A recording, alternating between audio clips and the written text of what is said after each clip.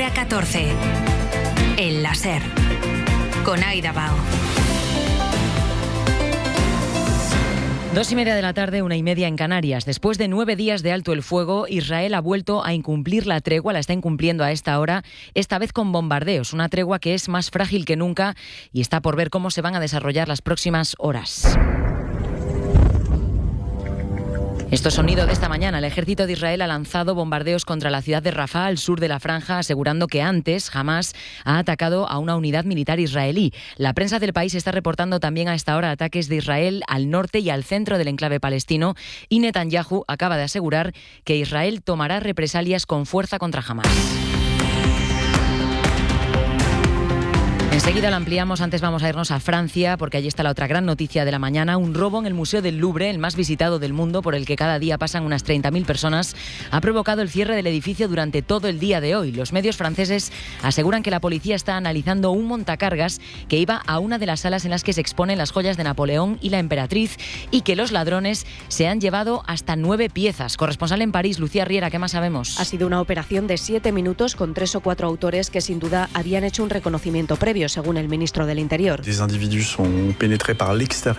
Logan Núñez ha confirmado en France Inter que los atracadores han accedido por el lateral del museo que da al río Sena, un lado que está en obras. Por eso se han podido ayudar de una camioneta elevadora para luego romper las ventanas con una radial.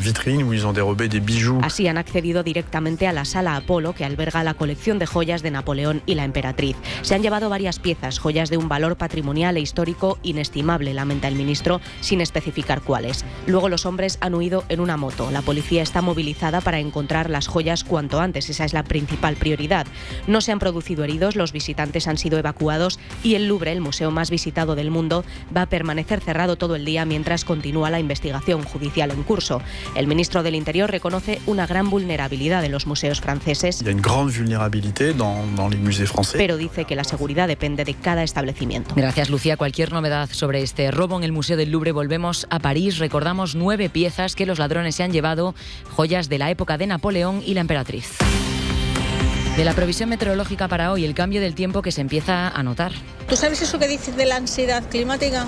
Pues yo la tengo un poco. Estoy hasta el mismísimo moño ya de tanto calor. Es que llevamos con calor desde el mes de mayo. Necesito un poco de frío. Es anómalo esto. O sea, tiene que ser una cosa muy rara y vamos a... Parece que el cielo ha escuchado. Un frente ha entrado por el norte de España y ha traído lluvia de nuevo a gran parte de la mitad norte de la península. Hoy también llueve además en zonas del archipiélago canario. Adrián del Pozo, buenas tardes. Buenas tardes. Si ayer todavía se podía tomar el sol en buena parte del país, hoy la mitad norte ha tenido ya que sacar el paraguas.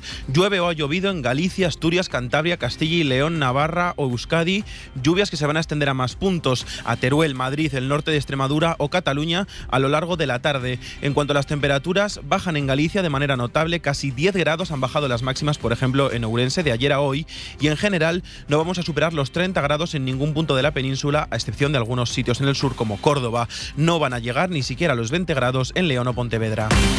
Y en los deportes hoy, Fórmula 1, más Liga, en un día que veremos jugar entre otros al Real Madrid. José Antonio Duro, buenas tardes. Buenas tardes. El equipo de Xabi Alonso que recuperará el liderato si saca adelante el partido del día de hoy en Getafe. El choque es a las 9 en el Coliseum. Tenemos ya en marcha un partido del domingo, es el que están empatando a 0 en el Martínez Valero, el Elche y el Athletic. Y la tarde de carrusel con un Celta Real Sociedad y un Levante Rayo Vallecano. La jornada que va a estar marcada de nuevo por las protestas de los futbolistas al partido programado para diciembre en Miami. Ya lo han hecho tanto Elche como Athletic esta tarde, y a esta hora el líder es el Barça, que a ultimísima hora de ayer ganó 2-1 su compromiso ante el Girona.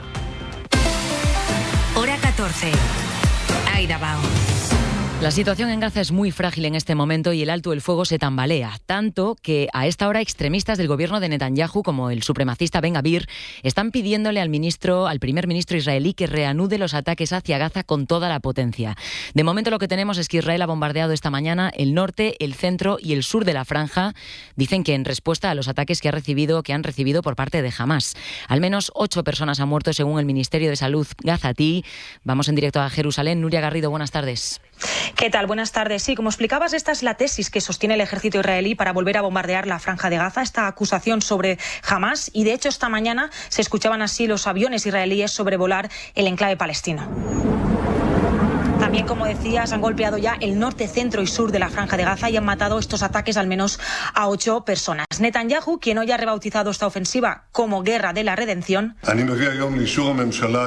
también ha ordenado atacar con contundencia los objetivos terroristas de la Franja de Gaza, según recoge un comunicado de su oficina. En este sentido, también el ministro de Defensa israelí acaba de asegurar que Hamás pagará un alto precio por cada disparo y violación del alto el fuego, y Hamás, por su parte, también acaba de decir que está comprometido con el alto el fuego y que no tiene constancia de ningún enfrentamiento en Rafah, si bien esta mañana el grupo decía que había lanzado una operación para matar al líder de la milicia rival. En cualquier caso, Aida, como decías, estos episodios han vuelto a exponer cómo de frágil es este alto el fuego. Nuria, cualquier novedad, volvemos contigo a Jerusalén. Gracias. Un abrazo, Aida. Mientras, en Madrid, la manifestación esta mañana de la plataforma Parar la Guerra, con el apoyo de más de un centenar de personalidades del mundo de la cultura y distintas organizaciones sociales que han pedido que el acuerdo de paz en Gaza sea duradero. Pedro San Martín, buenas tardes.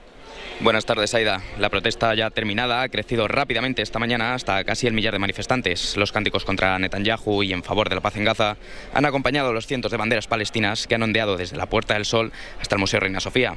Ha sido aquí donde se han juntado finalmente todos los asistentes convocados por la plataforma Parar la Guerra. Entre el gentío había palestinos como Yamil Busada. Reivindicamos una paz justa en Palestina porque lo necesita, porque la zona lo merece, porque la paz en la región repercute positivamente en la paz mundial. La marcha ha finalizado hace unos minutos con conciertos reivindicativos que han cerrado la movilización. Hoy hace 3 semanas que nuestros compañeros de Radio Sevilla destaparon los problemas de cribado en Andalucía. Al menos 2.000 mujeres que tenían mamografías no concluyentes y a las que han tardado meses en llamar para confirmar si tenían o no un cáncer. Además de cumplirse 3 semanas, hoy también es el Día Internacional contra el Cáncer de Mama y el presidente del Gobierno ha mandado este mensaje en redes. Más de 35.000 mujeres son diagnosticadas de cáncer de mama al año en nuestro país. Cada mujer merece que estemos a la altura. ¿Cómo? Pues invirtiendo más en investigación para avanzar en la lucha contra el cáncer de mama, reforzando el sistema de detección precoz a través de los programas de cribado y también de seguimiento, promoviendo... El presidente habla de reforzar los sistemas como el programa de cribado de Andalucía, algo a lo que la ministra de Sanidad también se ha referido añadiendo un diagnóstico. Lo que está pasando en Andalucía es estructural y Moreno Bonilla solo está poniendo parches. Se lo ha dicho Mónica García a nuestros compañeros en Sevilla durante la programación especial que han hecho esta mañana. Jaime Navarro. Un programa dedicado a las mujeres que luchan contra esta enfermedad y en el que se ha analizado la situación que atraviesa la sanidad pública andaluza con la crisis por los fallos en los cribados de cáncer de mama. Programación especial que ha contado con la participación de la ministra de Sanidad, Mónica García, quien ha señalado que no se trata de errores puntuales, sino de un problema estructural del sistema sanitario público andaluz que el gobierno de Moreno trata de solucionar con parches. Yo vuelvo a insistir, es que creo que tienen un problema estructural. El elemento que han puesto para intentar paliar, me temo que pueda ser un parche toda vez que el gobierno del señor Moreno Bonilla no quiere recuperar la sanidad como un elemento de valor dentro de su política general. Un mensaje al que se ha sumado la presidenta de AMAMA, Ángela Claverol. Es que no hay quien se fíe. Yo de verdad, me gustaría tener esperanza. A ver, cualquier plan es bueno, pero es que esto es un fallo estructural de todo el SAS. Esto no se arregla de un día para otro, ni con 200 ni con 500 millones. La ministra ha desmentido los argumentos de la Junta sobre la inversión sanitaria, asegurando que Andalucía está entre las 5 comunidades con menor gasto por habitante. Gracias, Jaime. Bueno, pues en Murcia, la denuncia que hace hoy allí el Partido Socialista. Aseguran que ahora mismo en la región hay 1.500 mujeres en lista de espera para poder hacerse una mamografía sin fecha asignada. Juanjo Asensio. La diputada regional del Partido Socialista en la Comunidad de Murcia, Marisol Sánchez Jodar, denuncia el alto número de personas que hay a la espera en esta comunidad autónoma para poder realizarse una mamografía, ya que la cifra alcanza las 1.500 personas. De todas formas, lo más grave, dice, es que el 82% de ellas todavía no tienen una cita asignada. Casi 1.223 mujeres no tienen ni tan siquiera cita. Están en lista de espera sin cita asignada. Asegura que en los últimos 6 meses el número de pacientes sin cita ha aumentado un 33%. Y de la política, seguimos hablando ahora del anuncio más destacado del fin de semana, que es la contrapropuesta del Partido Popular, después de que el Gobierno esta semana haya dicho que va a subir la cuota de los autónomos entre 11 y 206 euros al mes en función de los ingresos. Feijóo respondió este sábado al Gobierno mezclándolo con el caso Koldo, pero después hizo esta propuesta. El dinero de los autónomos no puede ir a pagar chistorras ni prostitutas. No puede. Si un autónomo ingresa menos de 85.000 euros al año, no va a pagar el IVA en cuanto lleguemos al gobierno, si este gobierno sigue negando a transponer la directiva europea. El Partido Socialista acusa a los populares de mentir, aseguran que prometen bajar los impuestos y después cuando llegan al gobierno los suben. Pero bueno, más allá del debate político, Adrián del Pozo, vamos a entrar en el detalle. ¿En qué consiste esta propuesta de Feijóo? Pues aunque no se ha presentado de forma completa, sí ha explicado los puntos clave. El primero y más importante, que los autónomos que ingresen menos de 85.000 euros al año no tengan que pagar el IVA. ¿Cómo? Con lo que se llama IVA franquiciado. A sus clientes no les cobran el IVA y, por tanto, luego no lo tienen que pagar al Estado. Así pueden ofrecer precios más competitivos. Este plan de Feijóo es en realidad la aplicación de una directiva que aprobó la Unión Europea y que España aún no ha adaptado a su legislación. La idea de Feijóo es, pues, transponer esa norma europea al sistema español. ¿Y el Gobierno qué motivos da para esa subida que pretende implantar a las cuotas en los próximos 3 años? Dicen que es por el bien de los autónomos, para que les queden unas pensiones más igualadas con las del resto de los trabajadores. Elma Saiz es la ministra de Seguridad Social. Un paro pasaría de 670 euros a 1.400 y una prestación de maternidad que no llegaba a 1.000, casi llegaría a los 2.000 euros. El Gobierno además asegura que esta reforma está basada en la justicia social. La subida de las cotizaciones también a aquellos autónomos con los ingresos más bajos ha levantado ampollas incluso dentro del Gobierno, en Sumar. Tampoco ha gustado esta reforma a la patronal de los autónomos y a otros socios como el PNV. Lo que también estamos viendo últimamente desde la derecha es un acercamiento cada vez más evidente a los postulados de Vox en torno a las personas migrantes. El PP ha propuesto esta semana reformar la ley orgánica del Poder Judicial, la ley de extranjería y el Código Penal para endurecer las normas que tienen que seguir las personas migrantes en nuestro país. No es la primera vez que un partido que sus estatutos se define como de centro derecha emula el discurso de partidos como Vox. Los populares llevan semanas hablando de efecto llamada de las ayudas sociales, el papel de las personas extranjeras, que portan en torno al 10% de los ingresos de la Seguridad Social, puesto a juicio un día sí y otro también. Pero ¿qué opinan ellos? ¿Qué opinan las personas migrantes? Almudena Lopesino ha hablado con ellos. Buenas tardes. Buenas tardes, Aida. La comunidad migrante más numerosa en nuestro país es la marroquí. Según el INE, Cataluña es la región con más personas de Marruecos, seguida de Andalucía, Madrid y Murcia. España necesita a los inmigrantes para poder sobrevivir. Hay una gran crisis de puestos vacantes laborales. Como en el sector de la construcción o la agricultura. Mounir es el presidente de la Federación de Entidades Religiosas Islámicas y fue uno de los mediadores en los disturbios racistas en Torrepacheco, en Murcia. Tiene claro que no se habla de lo que contribuyen los migrantes a la economía nacional en comparación con los que perciben ayudas. Que sea una persona católica, que sea una persona que se acerca mucho a la cultura española y cuanto más lejos una inmigración musulmana, pues mucho mejor. Y es que el 10% de los ingresos a la Seguridad Social los aportan los extranjeros. De hecho, hay más de 3 millones afiliados a la Seguridad Social. 95.000 ucranianos residen en España. Gracias a ese paso que nos dieron de darnos papeles de protección temporal y el permiso de trabajo, muchísimas. Ana llegó a la Comunitat Valenciana en 2014, cuando Rusia invadió Crimea. Ahora trabaja en el sector inmobiliario y es la presidenta de la asociación Amigos de Ucrania. Cree que la mayor dificultad para los ucranianos está en las ayudas sociales por la barrera del idioma. Hablar bien el idioma para hablar con los trabajadores sociales. Actualmente hay 2 millones de latinoamericanos residiendo en nuestro país. Cuando ya etiquetan a los menores, cuando ya deshumanizan a las personas migrantes, eso cala profundamente en la sociedad, en los barrios. Victoria lleva 30 años en España, es colombiana y preside la asociación Alma Latina en Madrid. Cree que hay poca empatía con según qué migrantes por culpa del discurso xenófobo de algunos partidos políticos. Esta tendencia a cortar ayudas, entonces la respuesta es deshumanizada. Se estima que en nuestro país viven 8.000 sirios. Rasmi es miembro de la Asociación de Ayuda al Pueblo Sirio, país que en 2011 sufrió una guerra. Lleva aquí 35 años, trabaja dentro de la misión de paz que España lleva a cabo en el Líbano. Esas semillas de racismo, de clasismo, de todo eso, yo creo que no van a progresar. Rasmi opina que ese odio no triunfará por el carácter solidario de los españoles. Hora 14, el láser.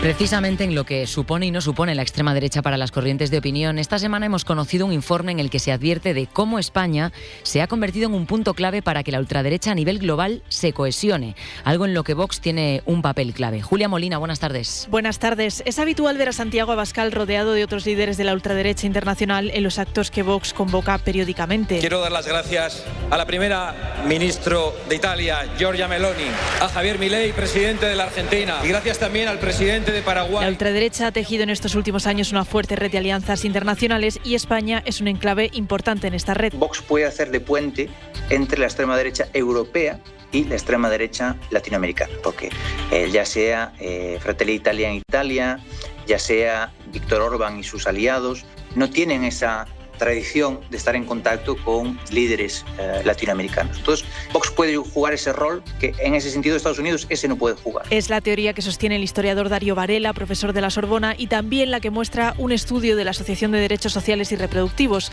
Una de sus autoras, Sonia Correa, explica que el discurso ideológico contra el aborto o contra la identidad de género se ha ido colando durante mucho tiempo a través de asociaciones culturales o laboratorios de ideas y ahora lo hace también desde la política. Se consolida sobre todo después de la consolidación o el surgimiento de Vox como expresión político-partidaria institucional. De esta forma, la extrema derecha va imponiendo poco a poco sus postulados más radicales y la derecha tradicional están cada vez tomando más la retórica de las extremas derechas por miedo a quedarse rezagados, por miedo a que su electorado no le siga, porque tienen una competencia cada vez mayor. Una competencia que en España se refleja en las encuestas que muestran una fuga de votos cada vez mayor del PP hacia Vox.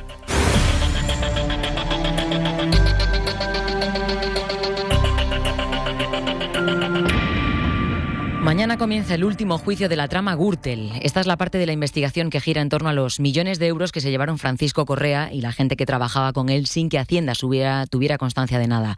El juicio en la Audiencia Nacional va a sentar a una veintena de personas en el banquillo, entre ellas al propio Correa, que están acusadas de blanquear y ocultar el dinero de la trama corrupta dentro y fuera de nuestro país. Son 16 años de una trama corrupta vinculada en su día al Partido Popular que encara ahora su recta final. Miguel Ángel Campos. Mañana arranca el último juicio a la Gürtel. 16 años después de las primeras detenciones, más de una decena de sentencias condenatorias, 3 fallos contra el Partido Popular, la acreditación de la Caja B en el PP y una moción de censura. En el banquillo de la sede de la Audiencia Nacional en San Fernando de Henares se sentarán el líder de la Gürtel, Francisco Correa, y otros 25 acusados entre miembros de la trama, asesores fiscales, empresarios y testaferros. Este último juicio analizará los delitos fiscales y el blanqueo de la organización criminal, la enmarañada estructura societaria creada para ocultar en el extranjero los millones conseguidos con el amaño de obra pública y defraudar al fisco, así como el ingente patrimonio obtenido con estas operaciones.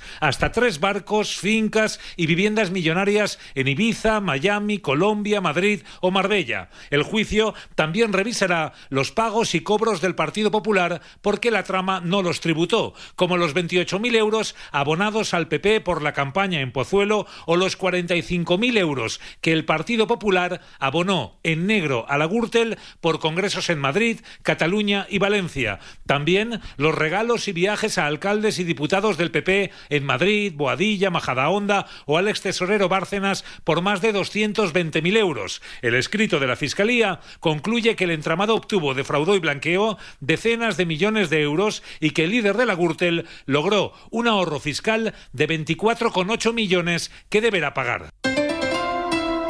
En la Comunitat Valenciana, el gobierno de Carlos Mazón ha hecho una guía de recomendaciones para los colegios e institutos en época de lluvias y la Federación Valenciana de Municipios y Provincias avisa a los centros de que van a tener que empezar a adaptarse al calendario y adaptar los días de clase a los cierres que sean necesarios para llevar a cabo por cuestiones meteorológicas. Radio Valencia, Adrián Sánchez, buenas tardes. ¿Qué tal? Buenas tardes. La Consellería de Educación prepara un protocolo de actuación ante situaciones como las de esta semana y la de emergencias ha enviado ya unas recomendaciones a los municipios para saber cuándo tienen que suspender clases. En el caso de alerta roja se recomienda que se cancele toda actividad docente y con aviso naranja las de zonas inundables o las que requieran transporte escolar. Sin embargo, cada municipio tiene poder de decisión y esta semana hemos visto cómo algunos de ellos no han seguido estas recomendaciones. La presidenta de la Federación Valenciana de Municipios y Provincias, Paqui Bartual, admite que la decisión es complicada, pero avanza que esto va a ser cada vez más habitual. La gente necesita ir a trabajar, los alumnos tienen que ir a la escuela y no entienden de estas decisiones. Pero sí que es verdad que ante todo esto lo primero es salvaguardar la vida y bueno, causa malestar a las familias, pero al final es todo concienciación, es todo sensibilización. Y pide adaptarse a la nueva realidad y buscar formas para que los alumnos no pierdan clase, como implantar la enseñanza online para cuando se suspenda la actividad presencial por las lluvias o fomentar el teletrabajo para que los padres puedan quedarse con los alumnos. Hora 14. Lo que pasa. Lo que importa. ¿Se imaginan que el casero que les cobra el alquiler, en lugar de ser una empresa privada o un particular, fuera una ONG? Parece extraño, pero ya es lo que se está haciendo en países como Austria o como Holanda. En esos países, estas organizaciones sin ánimo de lucro están intentando con esta iniciativa convertirse en una tercera vía que haga que los precios del alquiler bajen. Con las aportaciones de los socios, muchas organizaciones compran viviendas, las acondicionan y las alquilan a precios asequibles. En Viena, esta actividad ha hecho que el precio de los alquileres baje y que estén entre los más asequibles de Europa. Carlos Sevilla, buenas tardes. Buenas tardes. Y esas ONGs llamadas Housing Association son como grandes tenedores de vivienda, pero sin ánimo de lucro. Son habituales en Reino Unido, Países Bajos y sobre todo en Austria, donde gestionan el 25% del parque de vivienda. Estas viviendas subvencionadas forman parte de la amplia oferta habitacional de Viena, explica este asesor del ayuntamiento. Entre sus inquilinas, Rafaela. Una madre soltera en la treintena que dice no podría pagar lo que cuesta un piso como el suyo en el mercado privado. Aquí en España estas entidades están dando sus primeros pasos. Somos la antítesis de la especulación. Invertimos en hogares y no en activos financieros. Entonces, lo que estamos haciendo desde el Umbra es que todo lo que ingresamos en alquileres lo reinvertimos en más vivienda asequible. Eduardo Gutiérrez es portavoz del Umbra, la primera Housing Association de ámbito estatal que cuenta ya con más de un centenar de viviendas adquiridas en el mercado o cedidas por administraciones y particulares y que ya ofrece alquileres asequibles en Castilla-La Mancha y Canarias. Estamos hablando, por ejemplo, en Canarias de unos alquileres medios de unos 330 euros cuando el mercado está en torno a los 1.100. Javier Burón es el director de la empresa pública de vivienda de Navarra. Nosotros no tenemos este sector. Y esto es una fragilidad estructural, porque los sistemas que mejor funcionan combinan intervención pública con este tipo de colaboraciones público-privadas. En su opinión, las Housing Associations tienen mucho potencial en España. Lo que pasa es que no hay una definición a nivel estatal, legal y fiscal de este tipo de actuaciones. Y necesitamos... En Viena, un aumento del 10% en la vivienda gestionada por estas entidades consiguió abaratar los alquileres un 5% de media. Si tu negocio necesita el boca a boca, pásate al de boca en boca. Entra ahora en serpublicidad.es y verás qué fácil es dar a conocer tu negocio. Diseña tu campaña a medida, elige precio y la emisora local donde quieres que se escuche. Serpublicidad.es. Tu negocio en boca de todos. Hora 14. El láser. Aida Bao. We have to fight forward.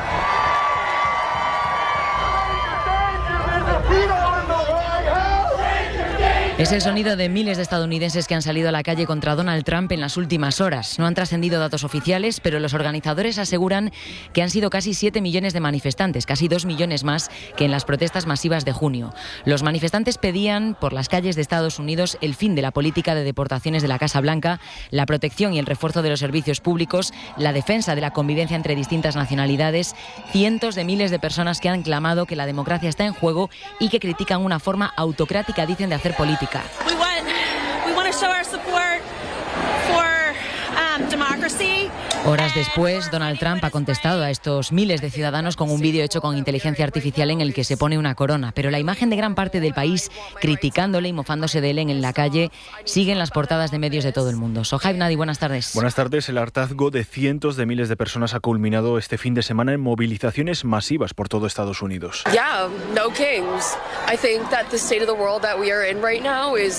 Con ese lema de No Kings, Reyes No, un mensaje directo a Trump y a toda su corte de la Casa Blanca.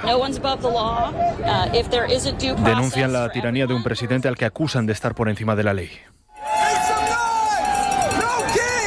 O por sus detenciones arbitrarias a inmigrantes. Manifestaciones que hemos visto en Nueva York, Washington, Los Ángeles, San Francisco y que han sido secundadas por la demócrata Kamala Harris o el referente de la izquierda Bernie Sanders y también por gobernadores como el de Chicago. Donald Trump, stay the hell out of Chicago. Quien pide a Trump que se aleje de esa ciudad donde el republicano amenaza con desplegar al ejército para controlar la criminalidad. Un Trump que ha respondido a los manifestantes con su tono habitual, burlón y de mal gusto.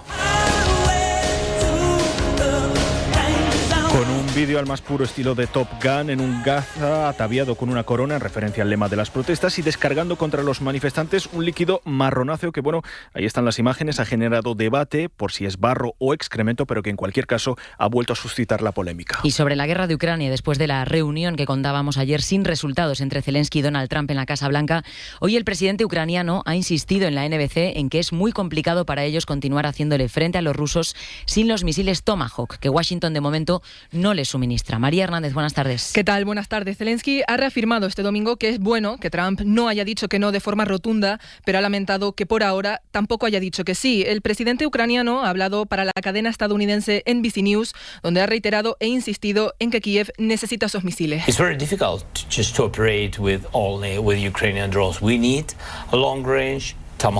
Es muy difícil operar con los drones ucranianos cuando, ha dicho Zelensky, Rusia cuenta con misiles de largo alcance. Un envío que, aunque Ucrania sigue insistiendo, se ha complicado en los últimos días después de que Moscú asegurase que lo consideraría un paso hostil. Más del exterior que gira en torno a Washington. El presidente colombiano Gustavo Petro acusa a Estados Unidos de cometer un asesinato en aguas territoriales de Colombia y exige explicaciones. Petro asegura que la Marina estadounidense atacó el pasado 16 de septiembre la barca de un pescador que no tenía vínculos con el narcotráfico y que se encontraba a la deriva. John Jiménez, buenas tardes. Buenas tardes, Aida. Petro ha instado a la Fiscalía colombiana a actuar de inmediato para iniciar acciones legales contra Estados Unidos. Lo ha pedido en un mensaje en la red social X. El presidente denuncia que el ataque ha sido una violación de las aguas internacionales de su país y que la embarcación pertenecía a un pescador de toda la vida, sin vínculos con el narcotráfico.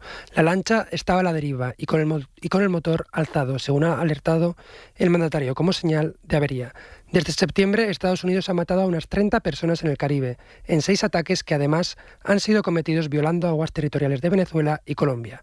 Trump los justifica como una operación contra el narcotráfico. Y en Portugal, asociaciones por los derechos civiles aseguran que la prohibición del burka, que salió adelante el pasado viernes, puede ir contra la Constitución. El Parlamento luso dio el visto bueno a la medida de la ultraderecha de Chega con los votos del partido del primer ministro Luís Montenegro. El rechazo en el país a la medida va en aumento. Corresponsal en Portugal, Brais Suárez. Así es, la última en sumarse a las críticas de la izquierda portuguesa es Amnistía Internacional, que ha condenado la aprobación de esta propuesta de ley que prohibirá la ocultación del rostro en espacios públicos. Lo consideran discriminatorio y que viola los derechos de las mujeres que deciden usarlo para cubrirse la cara, según un comunicado divulgado por escrito. También aluden a implicaciones al derecho de privacidad, de expresión y a la libertad de reunión y manifestaciones públicas. Así, Amnistía Internacional se une también al Colegio de Abogados o al Consejo Superior de la Fiscalía, que han advertido de posibles inconstitucionalidades. Prohibir la ocultación del rostro por sí solo no va a proteger ni liberar a las mujeres, y la aplicación de multas solo las va a penalizar, ha criticado la comunista Paula Santos en el Parlamento. El texto todavía está sometido a enmiendas y deberá ser aprobado en segunda votación por la Cámara. Y vamos a volver en este punto a París porque, Lucía Riera, creo que están trascendiendo más detalles sobre esa investigación en el robo del Museo del Louvre, ¿no? Sí, sabemos que los ladrones eran 4 en total. 2 iban vestidos como obreros con chalecos amarillos cuando subieron en la plataforma elevadora que les ayudó a entrar, mientras que los otros 2 iban cada uno en una moto con la que luego huyeron con el botín. Se robaron un total de 9 joyas, pero ya se han recuperado 2, entre ellas la corona de la emperatriz Eugenia, piezas de un valor patrimonial e histórico inestimable, ha dicho el ministro del Interior. Hora 14. Aida Bao. Y para terminar hoy, la serie documental que se acaba de estrenar sobre Martin Scorsese, sobre cómo el mítico director entiende y entendía el cine, cómo se enganchó a él, y todo aderezado con varios testimonios de lujo. José Manuel Romero. A Martin Scorsese le cambió la vida ser un niño con asma. Su padre lo llevaba al cine porque había aire acondicionado y ahí descubrió las películas y su pasión por contar historias. Las historias de un niño criado en medio de la violencia de un barrio de Nueva York y con una educación católica. ¿Quiénes somos como seres humanos? ¿Somos intrínsecamente buenos o malos?, se pregunta el director. Ese es el punto de partida de Rebecca Miller en Mr. Scorsese, una serie documental de 5 episodios que estrena Apple TV, en la que repasa junto al director toda su obra y el origen de muchas de sus obsesiones. Una de las cosas extraordinarias de Scorsese es que ves cuántas veces fracasó y tuvo que volver a empezar, cómo se reinventó como cineasta, dice la directora. Steven Spielberg, Brian De Palma, Robert De Niro, Leonardo DiCaprio y sus amigos de la infancia participan en este trabajo sobre cómo aquel chico cambió el cine con películas como Taxi Driver, Uno de los nuestros o El Lobo de Wall Street.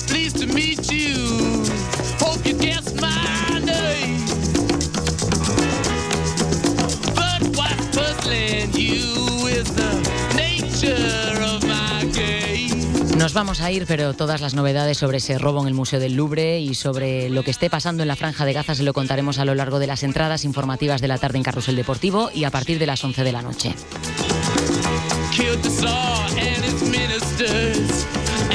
Pasen muy buena tarde. Mañana, como siempre, más hora 14 desde las 2, la 1 en Canarias con Javier Casal y todo el equipo. Adiós.